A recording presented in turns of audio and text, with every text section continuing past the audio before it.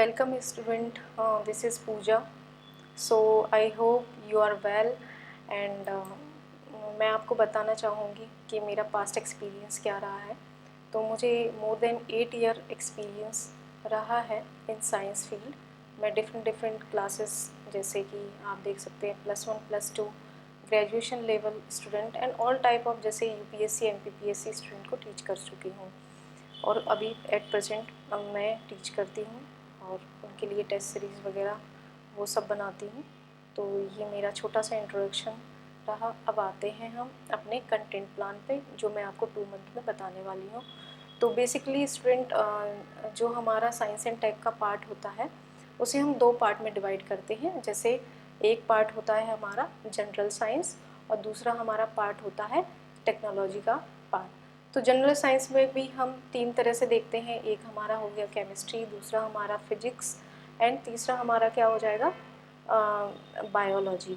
सो 3 part हम general science से पढ़ते हैं। इसके लिए आपको क्या करना होगा, 6 to 12 तक की आपको NCERT आपको पढ़नी होगी। तो ये कुछ टॉपिक्स मैंने आपके लिए निकाले हुए हैं जनरल साइंस के जो हम आगे कवर करेंगे। तो आप इसको देख सकते हैं। जैसे केमिस्ट्री के मेन कुछ टॉपिक्स हैं, उसके बाद कुछ बेसिक फिजिक्स के हैं और उसके बाद आप देख सकते हैं बायोलॉजी के भी आपके कुछ चैप्टर्स हैं 5, जिसमें कि सेल बायोलॉजी हमेशा से ही आप देख सकते हैं हॉट टॉपिक रहा है। और पिछले शायद PYQ में आप देखेंगे शायद 2021 के उसमें पूछा गया है। तो सेल बायोलॉजी जो है बहुत इम्पोर्टेंट है और इसको हम कवर करेंगे। और आगे भी आप देख सकते हैं ये हमारा जनरल साइंस का पार्ट हो गया। और उसके बाद हम देखेंगे बायोटेक्नोलॉजी का पार्ट। तो इसमें भी कुछ मैंने टॉपिक्स लिए हैं जैसे कि जेनेटिक इंजीनियरिंग वगैरह, RNA टाइप। पिछली बार कोविड जब आया था तो उसके बाद ये RNA वायरस से क्वेश्चन पूछा गया था। तो हम देखेंगे ये स्पेस टेक्नोलॉजी देखेंगे, नैनो टेक्नोलॉजी जो कि हमेशा न्यूज़ में रहता है, और रोबोटिक्स, AI वगैरह। तो ये भी कुछ ऐसे टॉपिक्स मैंने निकाले हैं जो हम पढ़ेंगे आगे। तो चलते हैं जर्नी ऑफ लवासना। तो स्टूडेंट हम देखेंगे इसके लिए आपको क्या करना है। डेली द हिंदू भी कवर करना है, कम से कम 1.5 साल तक का द हिंदू आपको कवर करना है, जो कि जो है आपका करंट अफेयर बेस्ड होता है। Basically science and technology part जो होता है आपका करंट अफेयर बेस्ड ही होता है पेपर जो आता है। तो हम देखेंगे इसको। अब आइए हम चलते हैं आगे। हमारे मेन टॉपिक जो मैं एक्सप्लेन करने वाली हूँ वो है सेल। तो जो कि अक्सर पूछा जाता है और हम जानते हैं। तो बेटा सेल क्या होता है, व्हाट इज़ सेल। तो मैं आपको एक सिंपल लैंग्वेज में आपको बताना चाहूँगी। सबसे पहले आप देखेंगे जो सेल है, सेल का लैटिन मीनिंग क्या होता है। लैटिन मीनिंग होता है आपका स्मॉल बॉक्स, यानी सेल का मतलब क्या होगा, स्मॉल बॉक्स। तो सबसे पहले एक साइंटिस्ट थे जिनका नाम है रॉबर्ट हुक। क्या नाम है, रॉबर्ट हुक। रॉबर्ट हुक ने 1665 में डिस्कवरी की और उन्होंने कॉक कैम्बियम में उन्होंने एक छोटे छोटे होल देखे और उन्हीं को उन्होंने क्या कहा, सेल बोल दिया। तो ये तो होगी छोटी सी बात की व्हाट इज सेल। तो सेल को हम क्या बोलते हैं, बेसिक यूनिट ऑफ लाइफ बोलते हैं। क्या बोलते हैं, बेसिक यूनिट ऑफ लाइफ। जैसे फॉर एग्जांपल आप समझ सकते हैं, जैसे एक बिल्डिंग होती है, बिल्डिंग का सबसे छोटा पार्ट क्या होता है। आप देखेंगे बिल्डिंग का सबसे छोटा पार्ट क्या होगा, जो उसकी ब्रिक है वो उसका सबसे छोटा पार्ट होगा। फिर ब्रिक, बहुत सारी ब्रिक्स जो हैं मिलके क्या बनाती हैं, आप देखेंगे एक वॉल बनाती है और उसके बाद वॉल बनाने के बाद कई सारी वॉल मिलके एक रूम बनाती है। उसी तरह से हमारी जो है ह्यूमन के लिए आप देखेंगे सेल जो है सबसे स्मॉलेस्ट यूनिट होती है, इसलिए हम इसे बोलते हैं स्मॉलेस्ट यूनिट ऑफ लाइफ। तो सबसे स्मॉलेस्ट यूनिट है। तो बहुत सारी जो है सेल मिलके हमारा क्या बनाएंगी, बहुत सारी सेल मिलके टिश्यू बनाती हैं और बहुत सारे टिश्यू मिलके आपका क्या बनाएंगे, ऑर्गन बनाएंगे। और बहुत सारे ऑर्गन मिलके आपका क्या बनाते हैं, मैं यहाँ पे इसको कवर कर देती हूँ, ऑर्गन सिस्टम। तो आप देख सकते हैं ऑर्गन सिस्टम बनाएंगे और फिर ऑर्गन सिस्टम सारे मिलके, जैसे कि रेस्पिरेटरी सिस्टम हुआ आपका, एक्सक्रिएटरी सिस्टम हुआ, तो सारे सिस्टम मिलके क्या बनाते हैं, ह्यूमन बॉडी। तो आपने देखा कि एक छोटी सी जो है सेल वही सारे फंक्शन करेगी, और वो कैसे मिलके टिश्यू से ऑर्गन, ऑर्गन से ऑर्गन सिस्टम, एंड फिर ह्यूमन बॉडी। तो हमारी बॉडी जो है किससे बनी हुई है? सेल से बनी हुई, जो कि सबसे छोटी यूनिट है। तो अब आप देख रहे हैं यहाँ पे ये लिखा हुआ है, cell is a structural, functional and biological unit of organism.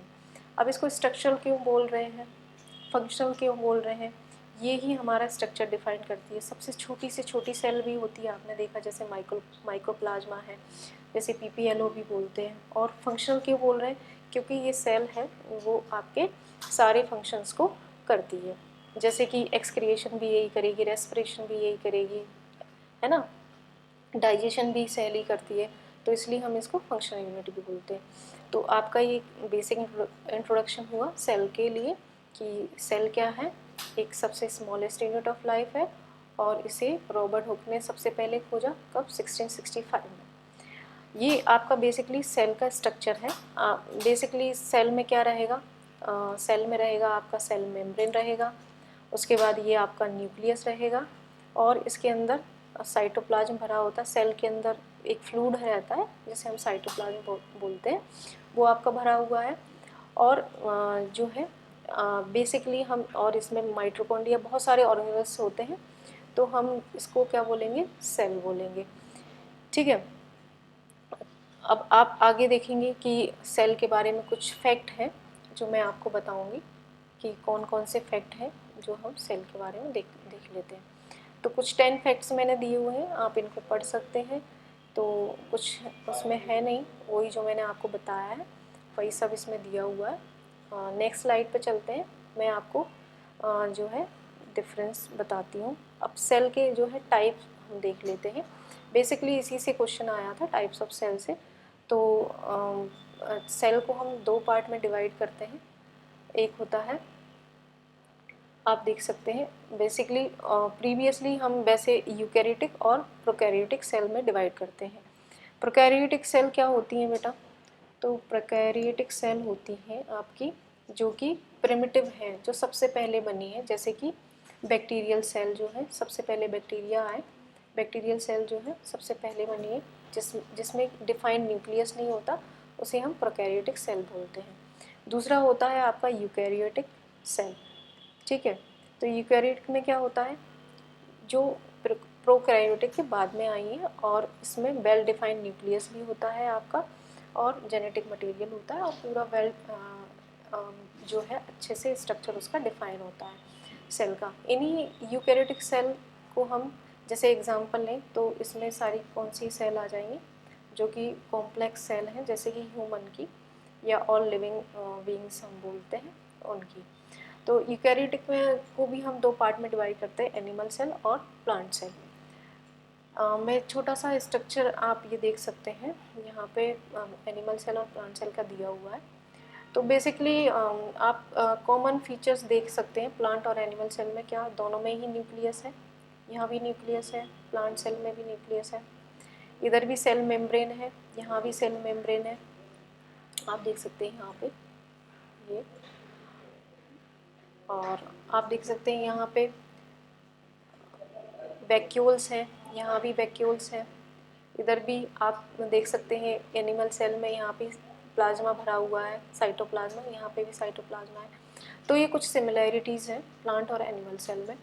Difference हम देखेंगे तो आप देख रहे हो यहाँ आपका प्लांट सेल जो है उसमें एक बेसिक डिफरेंस रहता है, प्लांट सेल में आपका सेल वॉल होगा और एनिमल सेल में आपका सेल वॉल नहीं होगा। अच्छा, मैं बताना चाहूँगी उसके पहले आपको कि जो सेल होता है उसके अंदर छोटे छोटे ऑर्गेनेल्स होते हैं, ठीक है, जैसे कि माइटोकॉन्ड्रिया हुआ आपका, वैक्यूल हुआ, राइबोसोम हुआ, डिफरेंट सारे कई सारे आपके सेल ऑर्गेनेल्स रहते हैं इसमें। तो हम यहाँ डिफरेंस देख रहे थे, तो बेसिक डिफरेंस यही है कि प्लांट सेल में सेल वॉल होता है और एनिमल सेल में सेल वॉल नहीं होता है। फिर आप देखेंगे यहाँ पे आप एक ये ऑर्गेनेल देख रहे हैं सेंट्रियोल। सेंट्रियोल जो है आपका एनिमल सेल में प्रेजेंट होगा, लेकिन आप देख रहे हैं प्लांट सेल में आपका सेंट्रियोल जो है नहीं प्रेजेंट है। तो ये दो बेसिक डिफरेंस मैंने आपको बता दिए हैं प्लांट और एनिमल सेल में। अब नेक्स्ट हम चलते हैं आगे मैं आपको बताना चाहूँ, अच्छा मैं इससे पहले आपको बता देती हूँ, सेल ऑर्गेनेल जो है छोटे छोटे ऑर्गन होते हैं जो कि सेल के अंदर प्रेजेंट होते हैं। तो इनके सबके अलग डिफरेंट डिफरेंट का जो है फंक्शन है। तो बेसिक यहाँ मैंने एक स्लाइड लगाई हुई है, आप देख सकते हैं इसमें डिफरेंस क्या क्या है प्लांट और एनिमल सेल में। तो आप देख रहे हो एनिमल सेल जो है वो कैसी होती है, आप देखोगे एनिमल सेल आपकी होगी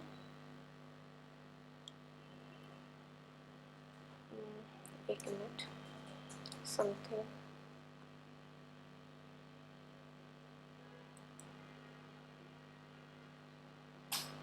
बैक क्या हो गया,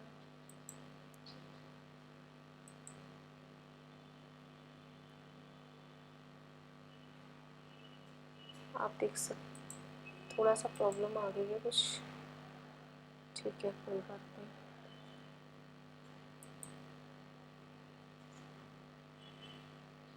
हम कहाँ थे,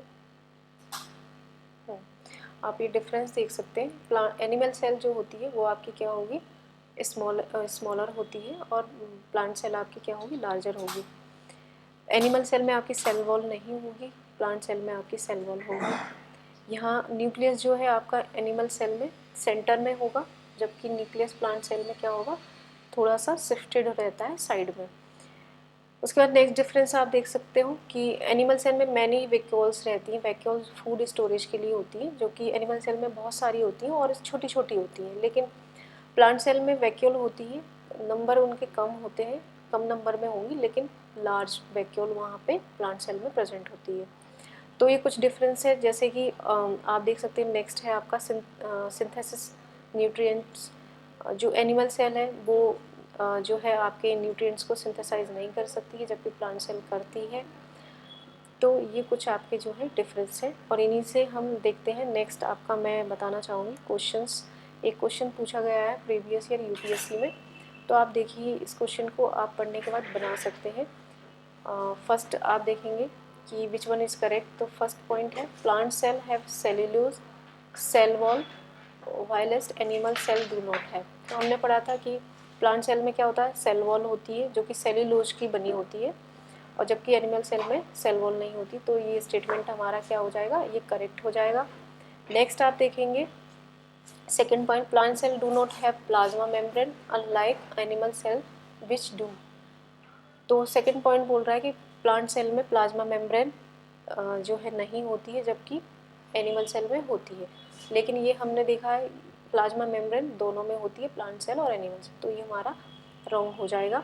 ऐसे ही आप थर्ड पॉइंट देखोगे, mature plant cell has one large vacuole whilst animal cell has many small vacuole. तो हमने वही देखा था कि एनिमल सेल में वैक्यूल होती है और बहुत सारी होती है, तो स्मॉल होती है, ये भी देखा था। और प्लांट सेल में लार्ज वैक्यूल होती है, क्योंकि उसे फूड स्टोरेज के लिए ज़रूरत पड़ती है, क्योंकि वो फूड सिंथेसाइज करता है।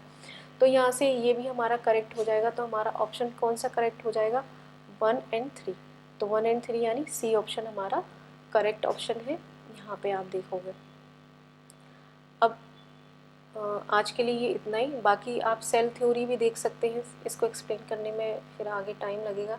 सेल थ्योरी में आप देखेंगे किस 3 साइंटिस्ट थे, Schleiden, Schwann and Rudolf Virchow. तो स्लीडन ने क्या बोला था कि all plant cell made up of cell, जबकि उन्होंने जो है स्वान है साइंटिस्ट, उन्होंने बोला था कि all animal are made up of cells. इन्होंने प्लांट के बारे में बोला और इन्होंने एनिमल के बारे में बोला। और जबकि जो नेक्स्ट हमारे साइंटिस्ट हैं रुडोल्फ विर्चो, उन्होंने बोला था कि सभी जो सेल होती हैं पहले से जो एग्जिस्ट करती हुई सेल है उनसे बनती हैं। तो ये छोटा सा इंट्रोडक्शन है सेल थ्योरी के बारे में, किसने दिया है तो ये आप बता दीजिएगा। और आगे मैं आपको थोड़ा सा और बताना चाहूँगी कि कुछ ऑर्गेनेल्स होते हैं जो कि ओनली एनिमल सेल में होते हैं, जैसे कि मैं आपको पहले भी बता चुकी हूँ कि एनिमल सेल में सेंट्रियोल होगा, जबकि प्लांट सेल में नहीं होगा।